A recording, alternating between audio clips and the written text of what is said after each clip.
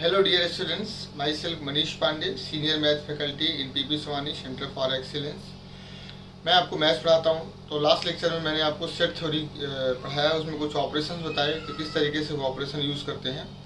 मैं आगे भी आपको ऑपरेशंस ही बताने वाला हूँ, कुछ और ऑपरेशंस हैं वो भी आइए समझते हैं इस क्लास में।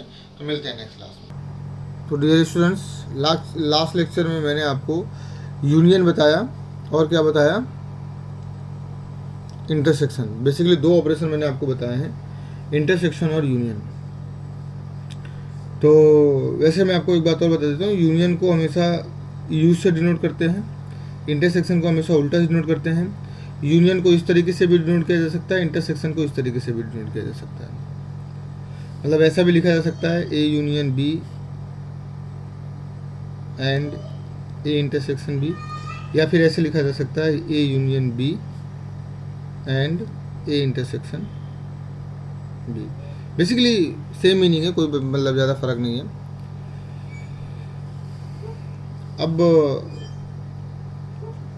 यहाँ पर है next disjoint set. Disjoint sets किससे बोलते हैं वो जगह देखिए।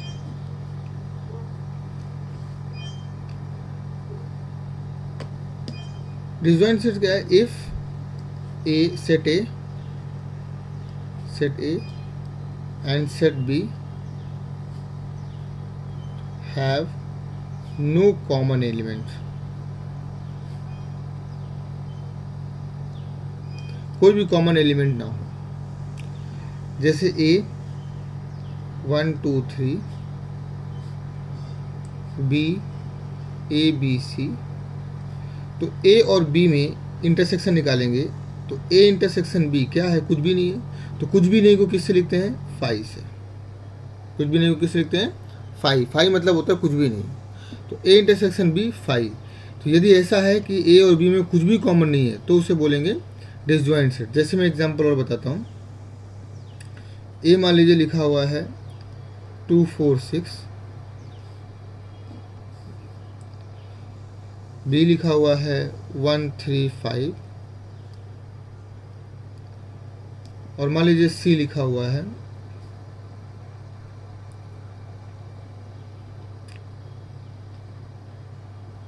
7 8 9। अब ए बी और सी तीनों का इंटरसेक्शन निकालना है। तो तीनों में कुछ कॉमन है, तो तीनों में कॉमन है। तीन लिखने का मतलब है कि तीनों में कुछ कॉमन है क्या? तो तीनों में कुछ भी कॉमन नहीं है। तो कुछ भी कॉमन नहीं है तो आप ऐसे लिख दीजिए, ऐसे नहीं लिखना तो आप इसको फाई लिख दीजिए कि तीनों में कुछ भी कॉमन नहीं है। तो ये क्या है? फाई है, एम्प्टी सेट है, इन तीनों में कुछ भी कॉमन नहीं है। तो ए बी सी तीनों क्या बोले जाएंगे? डिसजॉइंट सेट बोले जाएंगे। यदि ए इंटरसेक्शन बी फाई आता है तो ए और बी आपस में डिसजॉइंट है, उसमें कुछ भी कॉमन नहीं है, कोई भी कॉमन एलिमेंट नहीं है। तो ये मैंने आपको दूसरा एग्जाम्पल बता दिया। पहला एग्जाम्पल ये हो गया कि ए और बी में कुछ भी कॉमन नहीं था, ए इंटरसेक्शन बी, यानी ए और बी क्या है? दोनों डिसजॉइंट सेट है। दूसरा एग्जाम्पल ये बता दिया मैंने कि ये भी दोनों आपस में क्या है? डिसजॉइंट सेट है, इन दोनों में कुछ भी कॉमन नहीं है।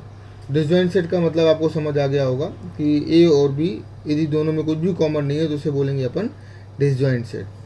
मतलब कॉमन एलिमेंट नहीं होना चाहिए, there should not be any common element. तो ये एक ऑपरेशन हो गया। नेक्स्ट ऑपरेशन है डिफरेंस ऑफ सेट्स। अब सेट्स का डिफरेंस किस तरीके से निकालेंगे? Difference of sets. सेट्स का डिफरेंस निकालना सीखना है अभी आपको। सेट्स में डिफरेंस किस तरीके से निकालेंगे? ये लेक्चर आपको एक बार नहीं 2-3 बार रिवाइज करना पड़ेगा, और हर बार रिवाइज करने के बाद आप उससे रिलेटेड एक्सरसाइज करना चालू कर दीजिए। एक्सरसाइज करेंगे तो ही आपको सम समझ में आएंगे, अदरवाइज इसके सम समझ में आपको नहीं आने वाले हैं। बेसिकली इसमें जितना एनसीईआरटी में है वही जेई लेवल भी है। एनसीईआरटी की जो मिसलेनियस है उससे क्वेश्चंस बनते हैं, और इसी का मतलब इसमें कुछ ज़्यादा नहीं है, जेई में कुछ ज़्यादा नहीं है। इसी की एप्लीकेशन थोड़ा सा हार्डर पूछ लेते हैं, तो थोड़ा जिसका भी दिमाग चल जाएगा वो इसके सवाल कर लेगा। हर बार जेई में कम से कम एक या मतलब कभी कभी नहीं भी पूछते हैं, या अदरवाइज एक क्वेश्चन तो जेई में पूछ भी लेते हैं इससे। मतलब बहुत इंपॉर्टेंट जेई के प्रोस्पेक्टिव से नहीं है, पर बोर्ड के प्रोस्पेक्टिव से चैप्टर इंपॉर्टेंट है। जेई में एक क्वेश्चन कभी पूछते हैं कभी नहीं पूछते हैं। वैसे 4 नंबर का एक क्वेश्चन यदि पूछते हैं तो ये इजी लेवल माना जाता है, क्योंकि सेट्स बहुत आसान होते हैं और बहुत आसानी से आप निकाल सकते हैं। अभी मैं कार्डियल नंबर पर कुछ क्वेश्चन करवाऊंगा, उससे रिलेटेड सम्स बहुत ये लोग पूछते हैं, तो वो अपन करते हैं नेक्स्ट क्लास में। अभी पहले आप यहाँ देखते हैं डिफरेंस ऑफ सेट्स किसे बोलते हैं। मतलब इसमें क्या है कि यदि आपके पास 2 सेट्स गिवन है, इफ 2 सेट्स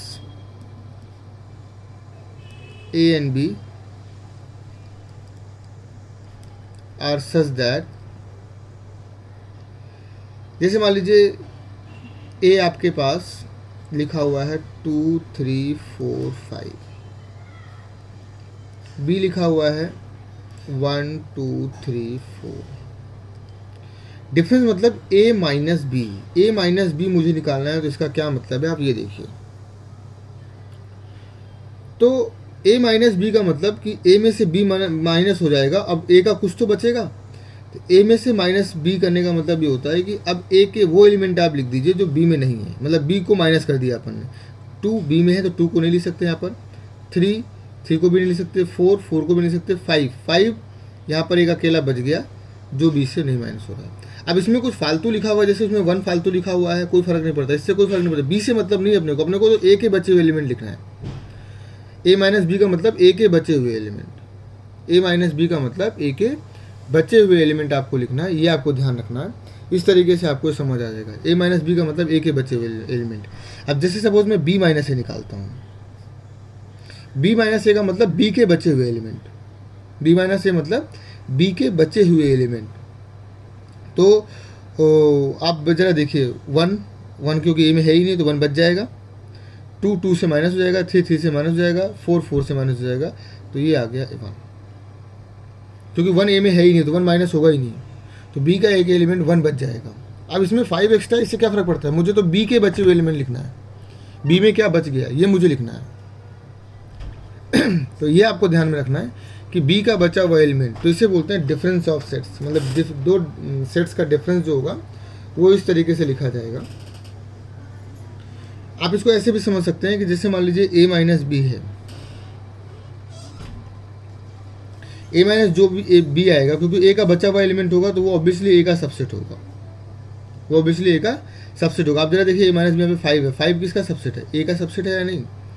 ऐसे B माइनस ए है, B माइनस ए सबसेट होगा B का, क्योंकि B माइनस ए B का बचा हुआ एलिमेंट आएगा ना, B माइनस ए का मतलब B का बचा हुआ एलिमेंट, तो B का बचा हुआ एलिमेंट B में तो होगा ही ना, B का बच्चा तो होगा ही ना वो।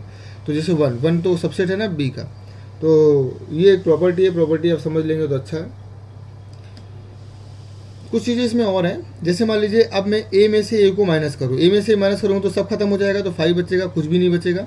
लेकिन A में से यदि मैं 5 माइनस करूँ तो मुझे वापस से A मिल जाएगा, वापस से मुझे A मिल जाएगा, क्योंकि A में मैंने कुछ भी माइनस नहीं किया है। 5 माइनस करने का मतलब A में मैंने कुछ भी माइनस नहीं किया, तो मुझे इसमें क्या मिल गया, 5 मिल गया। तो इस तरीके से 5 आप लिख सकते हैं।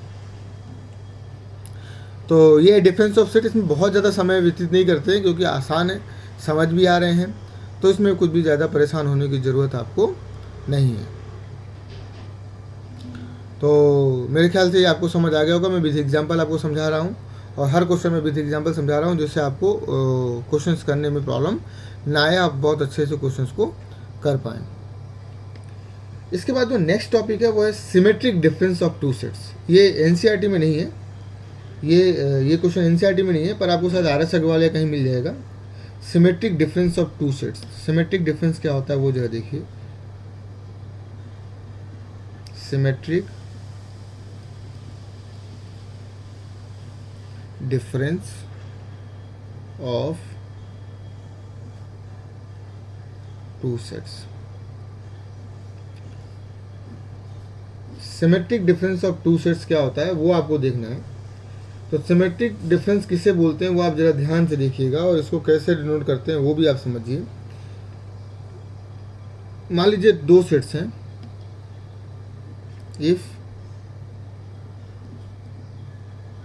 2 sets are like A and B, 2 sets A and B हैं, तो आप क्या करेंगे, आप A माइनस बी करिए, फिर यूनियन कर दीजिए B माइनस ए, इसे बोलते हैं सिमेट्रिक डिफरेंस। ऐसा भी कर सकते हैं या आप ऐसा भी कर सकते हैं, A यूनियन B करिए और उसमें से माइनस कर दीजिए A इंटरसेक्शन B, इसे भी सिमेट्रिक डिफरेंस बोलते हैं। दोनों सेम है, दोनों का आंसर सेम आएगा, दोनों का आंसर आपको सेम आएगा, मैं आपको अभी करके बता दूंगा। तो इसे बोलते हैं symmetric difference. And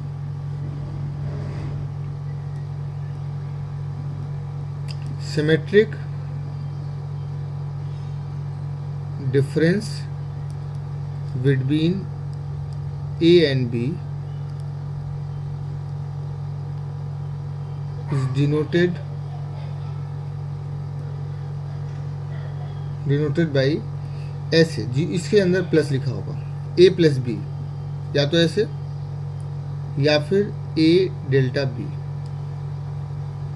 A delta B। तो कहने का मतलब आपसे कोई पूछे कि भाई A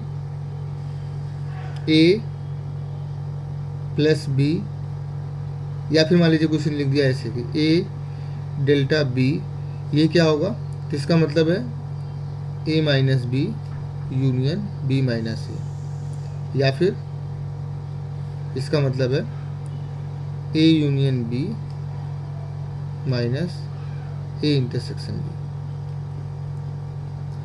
ये कॉन्सेप्चुअल है, इसका क्वेश्चन जेई में एक आध बार आया हुआ है, क्योंकि ये टॉपिक एनसीईआरटी में नहीं है, तो वो लोग एनसीईआरटी से जो थोड़ा अलग होता है ना, वो ज़्यादा पूछने की कोशिश करते हैं। तो इस टॉपिक को आप विशेष तौर पर ध्यान दीजिए, तो इसलिए मैंने आपको बताया है। तो अब मैं आपको एक एग्जांपल करवाता हूँ, इसका एग्जांपल करते हैं इसका। जैसे मान लीजिए ए दिया हुआ है आपके पास 1 2 3 4, बी आपके पास दिया हुआ है 1 3 5, और इसका सिमेट्रिक डिफरेंस बताना है। If A and B like that,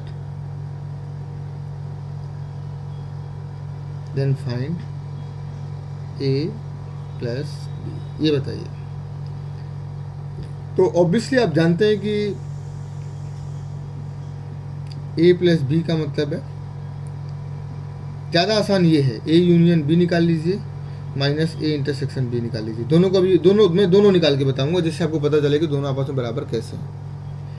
A union B मतलब ए और बी दोनों में जो दोनों को ऐड कर दीजिए, दोनों को ऐड कर दीजिए, ए यूनियन बी दोनों को ऐड कर दीजिए। तो 1 2 3 4 5, कोई भी चीज़ रिपीट नहीं करनी, तो ये आएगा माइनस इंटरसेक्शन। अब दोनों में कॉमन क्या है, दोनों में कॉमन क्या है 1 और 3 दोनों में कॉमन है। इसको माइनस करना है, तो माइनस करने का मतलब इसका बचा हुआ एलिमेंट, ए माइनस बी करते हैं ना, तो ए का बचा हुआ एलिमेंट लिखते हैं, तो ए में से 1 और 3 चला जाएगा, तो 1 और 3 चला जाएगा, तो 2 4 5, ये आ गया सिमेट्रिक डिफरेंस। इसी को मैं दूसरे मेथड से करता हूँ, इसी को मैं दूसरे मेथड से करके बताता हूँ, ए माइनस बी से यूनियन बी माइनस ए से। आप जरा ध्यान से देखिए, ए में से बी को माइनस करना है, तो ए के बचे हुए एलिमेंट लिखना है। ए में से बी को माइनस करने का मतलब ए के बचे हुए एलिमेंट लिखना है। तो ए में से बी को मैं माइनस करूंगा तो 1 चला जाएगा, 3 भी माइनस हो जाएगा, ए के बचे हुए एलिमेंट लिखना है 2 और 4 यूनियन बी माइनस ए, बी में से ए को माइनस कर दीजिए, तो बी का बचा हुआ एलिमेंट लिखना है। तो बी में 1 में से 1 माइनस करेंगे चला जाएगा, 3 माइनस चला जाएगा, 5 इसमें नहीं तो 5 बच जाएगा, तो यहाँ पे 5 बच गया। दोनों को यूनियन करना है, मतलब दोनों को जोड़ देना है, तो 2 4 5। अब देखिए ना, ये और ये आपस में कितने बराबर हैं, दोनों आपस में बराबर हैं, दोनों एक ही बात है ना। तो चाहे आप ये वाला फॉर्मूला लगाइए चाहे ये वाला फॉर्मूला लगाइए, तो मुझे ये वाला फॉर्मूला लगता है, माइनस करने में थोड़ा अजीब लगता है। तो एक बार माइनस तो यहाँ भी करना पड़ता है, एक बार तो माइनस करना ही पड़ता है, पर यहाँ पर एक बार करना पड़ता है, यहाँ पर 2 बार करना पड़ता है। और यूनियन और इंटरसेक्शन तो अपन देख कर पहचान सकते हैं कि क्या कॉमन है और क्या कॉमन नहीं है। तो ये मैंने आपको बता दिया क्या कि सिमेट्रिक डिफरेंस किस तरीके से निकालते हैं, दो सेट्स का सिमेट्रिक डिफरेंस किस तरीके से निकालते हैं, ये मैंने आपको बता दिया। अभी एक लास्ट ऑपरेशन और बचा है, कॉम्प्लीमेंट सेट। एक लास्ट ऑपरेशन है कॉम्प्लीमेंट सेट। तो कॉम्प्लीमेंट सेट मैं इस पेज के पीछे ही आपको बता देता हूँ कि कॉम्प्लीमेंट सेट्स क्या होता है, बहुत आसान है।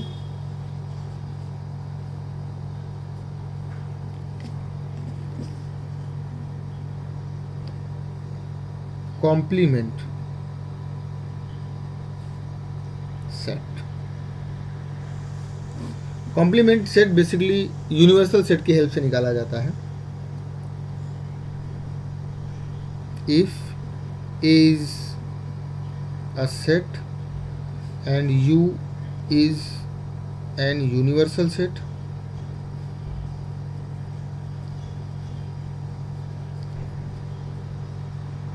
then